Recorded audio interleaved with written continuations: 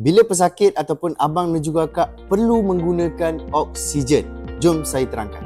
Yang pertama, tahap oksigen yang rendah. Bacaan bawah 92% atau yang lebih serius lagi, bacaan 90% ke bawah. Diukur guna oximeter dekat jari.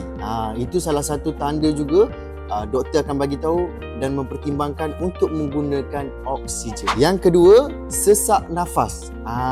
Nafas laju dan juga dia jadi pendek-pendek. So lagi-lagi untuk orang yang bila bercakap kan, dia bercakap panjang tapi tersangkut-sangkut. Macam nafas dia termengah-mengah lah.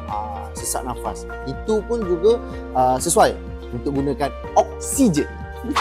Yang ketiga, tanda kekurangan oksigen adalah dia punya degupan jantung tu jadi laju, cepat mengantuk dan juga selalu lemah badan. Itu tanda dia juga.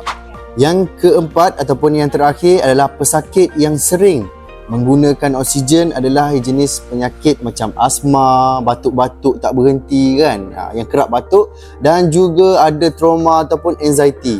Amat memerlukan oksigen. Tapi sebelum kita mendapatkan apa-apa terus pergi beli oksigen, kita kena mendapatkan dulu nasihat daripada pakar dululah ataupun daripada farmasi. Jadi kepada anda semua nak dapatkan oksigen ataupun barang-barang rehab dekat mana saja anda berada, boleh dapatkan di iMedical Pharmacy.